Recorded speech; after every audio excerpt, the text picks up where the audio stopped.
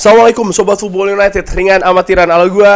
Tadi malam gue gak sempat bikin konten, baru bikin sempat hari ini, hari Kamis pagi waktu di sini. Ya, gue ingin membahas terkait dengan football heritage atau warisan sepak bola yang beberapa tahun lalu sempat dikatakan oleh Jose Mourinho ketika Manchester United menang secara luar biasa menghadapi Aston Villa. Melihat susunan squad, bahkan ini sebenarnya sudah terjadi ketika Manchester United kalah menghadapi West Ham 2-0. Dan kalau ditarik lagi agak sedikit ke belakang, melihat Manchester United dalam paruh awal musim ini, gue melihat ada sesuatu yang nampaknya ingin dibangun oleh Erik ten Hag. Tentu saja Erik ten Hag ingin memperbaiki squad, memperbaiki ini dengan berbagai cara ya, meningkatkan kapasitas ataupun kualitas pemain yang ada sehingga bisa bermain dengan kapasitas tertinggi yang mereka bisa. Lalu bisa juga dengan mengganti pemain, berarti ada pemain baru yang masuk. Pemain baru ini bisa pemain yang didatangkan di bursa transfer atau pemain yang dipromosikan dari tim muda atau bahkan akademi Manchester United. Nah, ini menurut gue mengingatkan akan komentar Jose Mourinho beberapa tahun yang lalu. Ini dia komentarnya ya. Jose Mourinho mengatakan, ya apa itu football heritage? Ini dia menyinggung tentang Manchester City ya, Otamendi, Kevin De Bruyne, Fernandinho, Silva, Sterling, Aguero. Itu mereka adalah investasi dari masa lalu.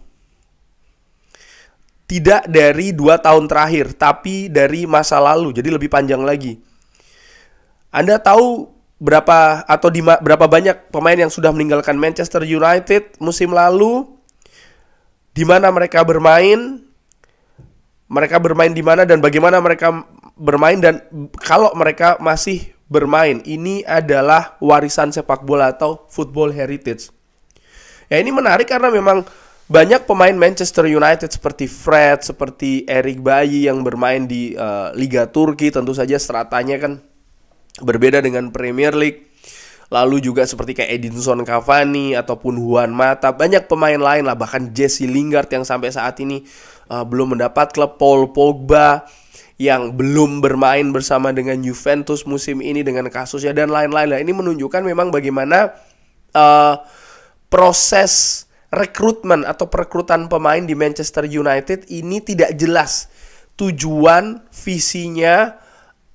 Itu akan seperti terlalu jangka pendek sekali, terlalu jangka pendek. Dan ini mengingatkan betul gue ya, bagaimana mentalitas ketika bermain FIFA, ketika bermain Championship Manager, benar-benar jangka pendek saja untuk bermain, untuk bisa dinikmati secara langsung, tapi tidak melihat yang lebih jauh lagi dalam jangka waktu menengah atau bahkan panjang. Dan ini nampaknya yang ingin dirubah dengan kejadian banyak pemain cedera, lalu yang dipromosikan adalah pemain muda. Pemain muda pun juga tidak sembarangan yang diberikan kesempatan. Bahkan perekrutan kalau dilihat pun juga sudah mengarah ke sana. Tidak semuanya ya, seperti Casemiro, yes gue sepakat itu sudah tua. Tapi pemain-pemain lain ada beberapa memang nampaknya proyeksinya lebih ke jangka menengah atau bahkan jangka panjang. Gue ingin mulai dulu membahas dari, ya ini yang seperti gue katakan ya, ketika Manchester United kalah 2-0 menghadapi West Ham, di mana di starting 11 ada 4 pemain muda. Pemain muda dalam hal ini adalah menurut gue pemain yang usianya 20 atau 20 tahun ke bawah. Højlund 20 tahun, Garnacho 19 ya kan, Maino bahkan lebih muda dari itu, dan Kambuala pun juga ya. Jadi ada 4 pemain starter di squad Manchester United ketika menghadapi West Ham United, di mana bahkan salah satunya ya, yaitu adalah Kobbie Mainoo bermain secara penuh di pertandingan tersebut. Berbicara tentang football heritage ataupun juga warisan sepak bola, juga tidak terlepas dari pergantian pemain. Nah, Manchester United sampai dengan saat ini kan mengalami kesulitan untuk melepas pemain dalam dengan cara transfer.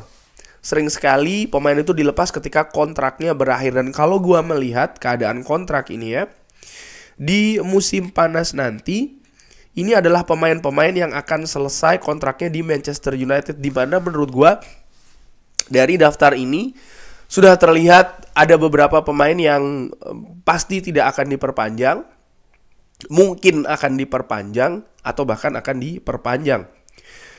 Tommy Heaton menurut gua masih yes or no ya. Kiper ini berusia 37 tahun. Menurut gua sampai dengan sejauh ini memainkan peran yang bagus sebagai kiper ketiga di Manchester United. Peran yang bagus, bukan penampilan yang bagus ya, sekali lagi. Lalu Johnny Evans menurut gua tidak akan diperpanjang. Victor Lindelof mungkin ya, nih 50-50, ada peluang juga tidak diperpanjang. Anthony Martial menurut gue tidak diperpanjang. Sergio Reguilon mungkin bisa diperpanjang. Sofyan Amrabat mungkin bisa diperpanjang. Aaron Wan-Bissaka menurut gue kabarnya sedang diusahakan ya kan proses perpanjangannya. Hannibal Mejbri belum ada kabar, tapi menurut gue punya peluang juga untuk diperpanjang. Nah, dari situ gue melihat lini belakang di Manchester United, Johnny Evans, Victor Lindelof, dan juga lini depan. Nampaknya ini yang akan menjadi konsentrasi dari Manchester United untuk merekrut pemain di musim panas nanti. Nah, tapi kalau melihat dari lini belakang tentu saja bisa merekrut. Tapi kalau melihat di sisi lain dari line up ketika menghadapi West Ham, Willy Kambuala yang dimainkan menurut gue bermain cukup oke di pertandingan tersebut. Jadi ini mungkin salah satu football heritage atau ya warisan sepak bola dari Manchester United untuk masa jangka menengah ataupun jangka panjang ya, dalam Willy Kambuala di lini belakang Manchester United. Tentu saja pemain yang masih berusia 19 tahun ini harus membuktikan konsistensi perkembangan.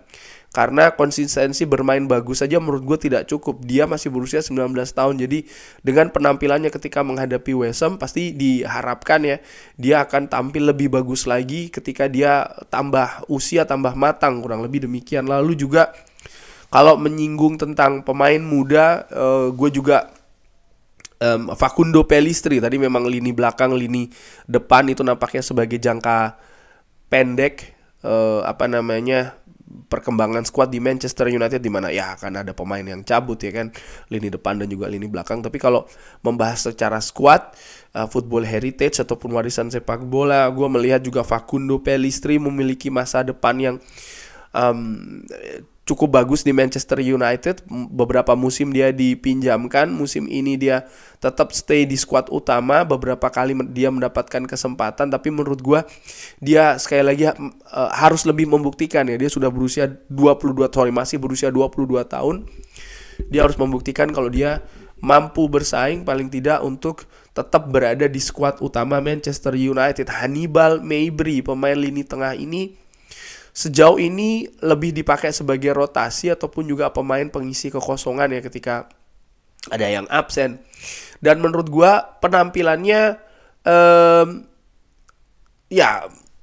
oke, artinya tidak terlalu luar biasa, belum terlalu luar biasa tapi tidak jeblok banget. Dan gua melihat masih banyak atribut yang harus diperbaiki dari seorang Hannibal Mejbri. Bahkan dia sudah bisa mencetak 1 gol ya di Premier League, gol yang luar biasa ketika menghadapi Brighton, gue ingat. Lalu ini juga Amad Diallo, pemain muda ini yang didatangkan di zamannya Ole Gunnar Solskjaer, di mana Ole Gunnar Solskjaer menurut salah satu artikel yang gue baca setuju untuk mendatangkan Amad Diallo di masa Covid, tapi dia atau Ole Gunnar Solskjaer heran atau bahkan kaget dengan harga yang terlalu tinggi. Karena dengan harga terlalu tinggi tentu saja ada ekspektasi yang lebih tinggi juga untuk langsung menurunkan pemain muda Amad Diallo pada saat itu. Namun ya perkembangannya menurut gua perlahan tapi pasti. Sekarang dia sedang berusaha untuk recovery, kembali lagi ke atas lapangan. Musim lalu peminjaman yang sukses menurut gua di Sunderland. Ya menurut gua ini salah satu sih, karena dia punya potensi yang besar. Amad Diallo yang kabarnya bisa dimainkan di lini depan dan juga di lini kanan. Nah, kalau di lini depan ini menarik bagaimana memang Manchester United butuh pemain untuk posisi center forward. Lalu tentu saja ada Kobbie Mainoo ya, pemain 18 tahun yang menurut gua terlihat betul talentanya, punya kapasitas yang bagus untuk bermain di posisi jangkar, di posisi yang musim ini Manchester United atau Erik ten Hag mencari-cari, bahkan dari musim lalu sebenarnya siapa yang pantas dimainkan, dan sejauh ini Kobbie Mainoo punya kemampuan untuk bisa bermain di posisi tersebut. Lalu Anthony gue nilai juga salah satu football atau punya potensi menjadi football heritage. Yes, dia masih dalam tahap perkembangan, tahap adaptasi yang musim ini nampaknya tidak mulus-mulus saja. Ada dua faktor. Nomor satu adalah bagaimana bandrol harga yang terlalu tinggi. Ya, ini kesalahan dari manajemen Manchester United ya. Didatangkan sekitar 100 juta paket totalnya, tapi valuasinya di zamannya Ole Gunnar Solskjaer kabarnya hanya 25 juta. Bagaimana manajemen Manchester United yang over value ketika mendatangkan Anthony, ditambah lagi tentu saja dengan harga setinggi itu maka ada ekspektasi yang tinggi, ditambah lagi juga kasus hukum, kasus pribadi yang sampai dengan saat ini masih belum jelas ya, setahu gue akan seperti apa. Tapi bagaimana mental dan juga karakter dari Anthony ini sejauh ini menurut gue cukup oke. Hanya saja penampilan di atas lapangan dia harus lebih konsisten lagi. Anthony sekali lagi bukan tipe pemain yang memiliki kontribusi gol yang luar biasa ataupun assist yang luar biasa, tapi seperti ketika menghadapi Liverpool itu merupakan salah satu atribut utama dari Anthony, pergerakan yang cepat, transisi yang cepat dari bertahan ke menyerang ke bertahan. Ini merupakan salah satu skill utama katakanlah demikian dari Anthony, dan dengan usianya yang ketika didatangkan masih 22 tahun menurut gua ya dia masih sangat mungkin bisa berkembang di Manchester United ya. Dan tentu saja Rasmus Højlund 20 tahun, musim pertama bermain di Liga Inggris setelah mencetak gol pertama di Premier League. Gua harapkan kerannya bisa bocor ya habis ini.